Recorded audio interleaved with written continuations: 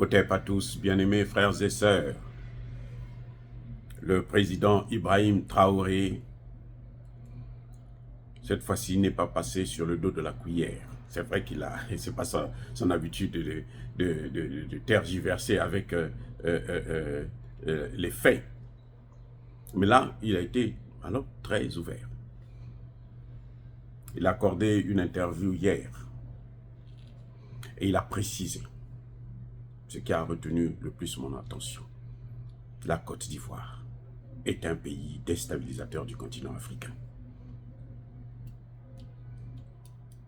La Côte d'Ivoire a fait plus de 20 intrusions sur le sol burkinabé pour venir arrêter des gens, pour venir menacer les gens, pour venir créer des problèmes. La provocation pure et simple. Plus de 20. On a arrêté 2 seulement pour des raisons particulières parce qu'eux, ils étaient allés trop loin. Mais sinon, c'est tout le temps que la Côte d'Ivoire le fait. Eh oui, c'est un pays déstabilisateur. Ce qui est intéressant, c'est que le président burkinabé a soulevé ce que je vous ai toujours dit. Mais le Burkina Faso faisait ça aussi. Le même jeu que la Côte d'Ivoire est en train de faire là, au profit de la France. Là. Le Burkina Faso faisait ça. Les Yad Adali la vivaient au Burkina Faso. Le président l'a dit. Le président l'a dit. Tout se paye ici-bas. Oh, bien-aimés frères et sœurs. Nos frères et sœurs ivoiriennes, vous devrez comprendre que tout se paye ici-bas. Il ne faudrait pas être surpris demain de voir que la Côte d'Ivoire est complètement déstabilisée. Même s'ils ne font rien du tout. Mais ça va venir parce qu'il faut payer. C'est aux Ivoiriens de prendre leurs responsabilités, de dire à Alassane Ouattara d'arrêter d'emmerder les Burkinabés. Alassane Ouattara veut être l'esclave des Français. Ça, c'est son choix. Nous, on n'a pas un problème pour ça. Mais qu'il arrête de mener les autres dans son jeu. Qu'il arrête de provoquer les Burkinabés. Dernièrement, ils ont carrément arrêté un VDP et un militaire. Carrément.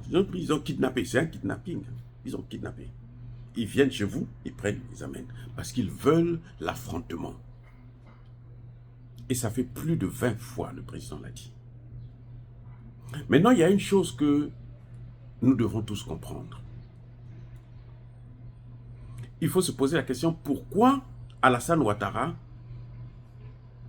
provoque le Burkina Faso, veut un affrontement avec le Burkina Faso. En fait, Alassane Ouattara, il a une base militaire française là-bas, il a une base américaine, donc il se dit, s'il y a la guerre, les Français et les Américains vont venir l'aider, ou vont venir faire la guerre à leur place. Non, les gars. Ou ils vont faire ce qu'on appelle la guerre par procuration, comme ils sont en train de faire en Ukraine. C'est-à-dire que jusqu'au dernier Ukrainien. Vous savez, au début, là, il y a plus de 7 millions des Ukrainiens qui sont sortis. L'armée ukrainienne a été dévastée, dévalisée, neutralisée. L'armée, plus de 500 000 soldats sont tombés dans ce combat-là. Et maintenant, ils sont en train de chercher des hommes. Ils ont des armes, mais il n'y a pas d'hommes. Vous savez ce qu'ils sont en train de dire maintenant? Ils disent que mais les hommes ukrainiens, les hommes que nous cherchons là, ils sont à l'étranger. Mais les Ukrainiens sont allés où? Ils ne sont pas partis en Afrique, ils sont venus en Europe, aux États-Unis, au Canada.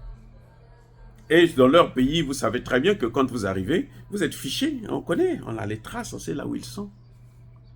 Maintenant, ce sont ceux-là qu'ils sont en train de viser. Ils ont descendu l'âge de la mobilisation de 27 à 25. Ça ne marche toujours pas. Ils n'arrivent pas à trouver le nombre d'hommes possible. Ils ont commencé à intégrer les femmes dans l'armée pour aller combattre. Ça ne marche toujours pas. Donc maintenant, ils veulent maintenant s'attaquer à ceux qui sont à l'étranger. Pourquoi je vous explique ça? Je vous dis ça parce que la Côte d'Ivoire ne peut pas tenir une guerre de haute intensité avec le Burkina Faso ni le Mali. Surtout pas avec les trois. La Côte d'Ivoire ne peut pas tenir. Et Alassane Ouattara n'a pas le droit de créer une confrontation entre le Sahel et la Côte d'Ivoire. Parce que les Ivoiriens vont périr nombreux. Et c'est ça ce qu'ils veulent. Et puis vous savez quand ça commence, vous ne savez pas quand ça va finir. Vous voyez, la Russie et l'Ukraine, nous sommes en train d'aller vers la 3e année là. Oui, on a déjà dépassé 2 ans. Nous sommes dans la 3e année. Que ça continue. On a vu ça venir. Donc on sait une guerre quand ça commence, on ne sait pas comment ça finit et quand ça finit. Alassane Ouattara peut demain, il est déjà assez âgé, il peut demain partir à l'enfer, bien sûr, parce que lui, il ne rejoindra pas nos ancêtres. Ils sont trop saints pour accueillir des tueurs de leurs enfants.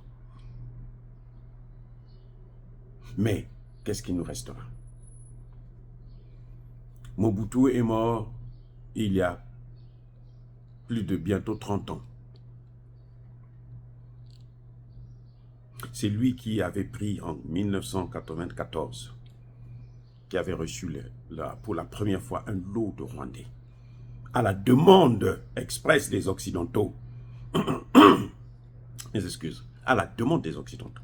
Vous savez, il est mort là, depuis longtemps. Mais regardez ce que le Congo subit. Kabila, le père, est venu avec les mêmes Rwandais. Il a ajouté son lot. Quand il s'est rendu compte que c'était une erreur, c'était trop tard. Le fils qui est rwandais est venu, il a ouvert la porte, un grand boulevard, pendant 18 ans. Et Tshisekedi est en train de se battre avec. Aujourd'hui, nous critiquons tous Tshisekedi. Moi-même le premier, nous le critiquons, on l'insulte. Mais ce n'est pas lui qui a amené les terroristes rwandais. C'est Mobutu. C'est Kabila le père. Et le fils est venu, comment dirais-je, rouler le tapis rouge. Donc, quand est-ce que nous allons comprendre que ces Occidentaux sont là seulement pour nous diviser? Le président Traoré a dit, il a expliqué qu'au début, mais il a commencé à converser avec Alassane Ouattara. Alassane Ouattara pensait qu'il fallait négocier avec les terroristes, mais ce n'est pas Alassane Ouattara qui gouverne le Burkina Faso. Alassane Ouattara est le président de la Côte d'Ivoire, même s'il est burkinabé d'origine. Il est président de la Côte d'Ivoire, pas du Burkina Faso. S'il a des ordres à donner, il donne aux Ivoiriens. Ce n'est pas à lui de guider le Burkina Faso. Le Burkina Faso a décidé de lutter contre le terrorisme, heureusement d'ailleurs. Qu'ils ont décidé de mener la guerre. Le Mali pareil, le Niger pareil, heureusement. Vous vous rendez compte, si le Sahel avait négocié avec les terroristes, vous savez ce qui allait se passer? Le Burkina Faso allait être divisé, le Mali allait être divisé, le Niger allait être divisé en plusieurs États. Les Arabes allaient occuper des territoires, des portions du territoire qui devraient donner aux Occidentaux pour exploiter les matières premières. Comme les Arabes, en fait, les Arabes, ils ne sont pas intelligents. Vous savez, les Arabes, là, ce sont eux qui ont commencé avec l'esclavage. Ils ne sont pas intelligents. Ça, je peux vous mettre ma main au feu. Ils ne sont pas intelligents. Ils ont commencé avec l'esclavage. Et ils l'ont fait pendant 1400 ans. Vous vous rendez compte? 1400 ans. Mais ils ne sont pas développés jusqu'à aujourd'hui. Vous voyez? Ils ne sont pas développés. C'est maintenant qu'on commence à voir des pays comme ça qui essaient de se battre, comme l'Iran et autres, parce qu'ils se sont retrouvés en porte-à-faux avec les Occidentaux. Si l'Iran suivait leur politique, là, vous allez me parler du Qatar, vous allez me parler de l'Arabie Saoudite, ils n'ont plus de ressources. C'est pour ça qu'ils viennent maintenant en Afrique. C'est pour ça qu'ils envoient les terroristes en Afrique, parce qu'ils veulent venir prendre des ressources là-bas. Ils ont épuisé chez eux, ils veulent maintenant venir prendre chez nous. Et il y a des présidents comme Alassane Ouattara qui sont en train de jouer le jeu. Non, écoutez, soyons sérieux. La Côte d'Ivoire ne gagnera rien en menant la guerre contre le Burkina Faso. Que les Ivoiriens sachent, les dirigeants passent. Le pays reste. un président qui prend les terres, qui donne à un autre État, qui prend ses terres, il exproprie ses propres populations pour donner à des étrangers, ce président-là passera. Et quand il va passer là, il n'ira pas avec ces terres-là. Ceux qui ont occupé là, ils ne vont pas rester sur les terres là, libres. Parce que les esprits des propriétaires là, vont toujours les hanter. C'est-à-dire que c'est parce que les gens ne voient pas ce qui se passe. Mais regardez comment, en 3 mois, le Rwanda a brillé, est connu dans le monde entier pour un génocide. Ils sont en train de génocider, hein, exterminer les Congolais. 18 millions. Personne n'en parle. Même pas au Conseil de sécurité de l'ONU. Même pas au Conseil de sécurité de l'ONU. Mais ils ne sont pas heureux eux-mêmes. Ils sont connus seulement pour les guerres, pour la bêtise, pour le crime. Les Rwandais, quand on parle Rwanda, on voit génocide. Et d'ailleurs, ils célèbrent ça. Là, ils viennent de célébrer 30 ans de génocide. 30e année où il y a eu le génocide. 30 ans. L'anniversaire du génocide. Ils sont fiers. On célèbre ça. Parce qu'ils sont connus par ça. S'ils ne célèbrent pas leur malheur, leur mal, mais ils seront toujours dans le malheur. Vous voyez au Congo? Oui, ils sont en train de tuer les Congolais, mais ils sont aussi en train de mourir au Congo. Et tous ceux qui sont rentrés au Congo là, personne ne va rester là-bas. Vous allez voir comment ça va se passer. Ils meurent avant l'âge pour rien. Donc M. Ouattara doit comprendre les leçons du passé. Ce n'est pas la première fois que cela se passe. Le Burkina Faso, le président l'a rappelé, nous aussi on a fait ce que la Côte d'Ivoire est en train de faire. Où en sommes-nous aujourd'hui? Le Mali a soutenu Alassane Ouattara pour déstabiliser la Côte d'Ivoire. Où en est le Mali aujourd'hui? Il faut arrêter ce cycle-là maintenant. Il faut arrêter ça. Qu'on puisse toujours être là autour de la violence. Ça quitte ici, ça va de l'autre côté, ça quitte là-bas, ça revient. Il faut arrêter ça. Monsieur Alassane Ouattara a arrêté avec ça. Ce que vous êtes en train de faire là, vous êtes en train de déstabiliser, préparer la déstabilisation de la Côte d'Ivoire. Déjà que les Marocains, les Libanais sont devenus les propriétaires d'Abidjan. Mais ils vont prendre le reste aussi. Ils ne vont pas s'arrêter à Abidjan. Surtout qu'ils ont le soutien de la communauté autoproclamée internationale. Monsieur Alassane Ouattara, cher Ivoirien, il faut comprendre ces enjeux. Je comprends que beaucoup parmi vous n'ont rien à voir avec ça, parce que ce n'est pas leur volonté et ils n'ont pas la possibilité de parler. Mais il faudrait que vous puissiez savoir la vérité. Ça ne rapportera rien à la Côte d'Ivoire. Et quand ça va se retourner sur la Côte d'Ivoire, même si c'est Laurent Gbagbo, ça va entraîner toujours des morts en Côte d'Ivoire. Laurent Gbagbo a pris le pouvoir, non? En 2001-2002. Qu'est-ce que ça? La finalité, c'était laquelle? Ça n'a pas entraîné la guerre, la déstabilisation. Ce que faisait Houphouët-Boigny, c'est revenu en Côte d'Ivoire. Donc maintenant, il faut que les gens arrêtent. Il faut que les gens parlent à leurs dirigeants que ce que vous êtes en train de faire là, vous ne serez plus là contre nous, on va payer le prix. Arrêtez avec ça. En tout cas, nous saluons le président burkinabé, Ibrahim Traoré, qui a tout fait et qui est en train de tout faire pour éviter l'escalade.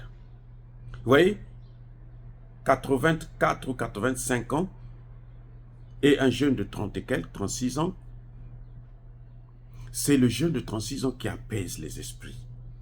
Mais il y a un problème là avec la maturité chez nous, africaines. La sagesse. Alassane Ouattara serait celui-là qui conseille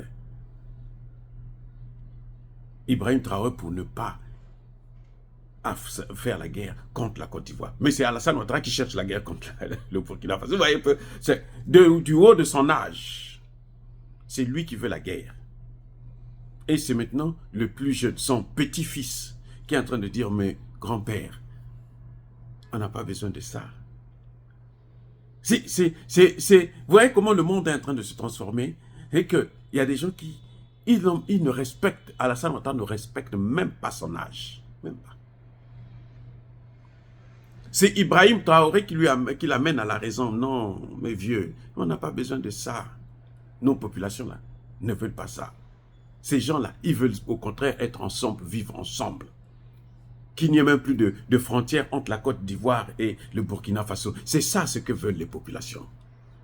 Mais on ne peut pas enlever les frontières quand en Côte d'Ivoire, vous avez des bases militaires françaises, américaines et autres, et qui sont là en train d'alimenter le terrorisme dans la sous-région. Non, c'est pas possible. Voilà ce qui nous freine, ce qui freine la construction des États-Unis d'Afrique. C'est des gens comme les Ouattara. Ils sont nombreux en Afrique centrale.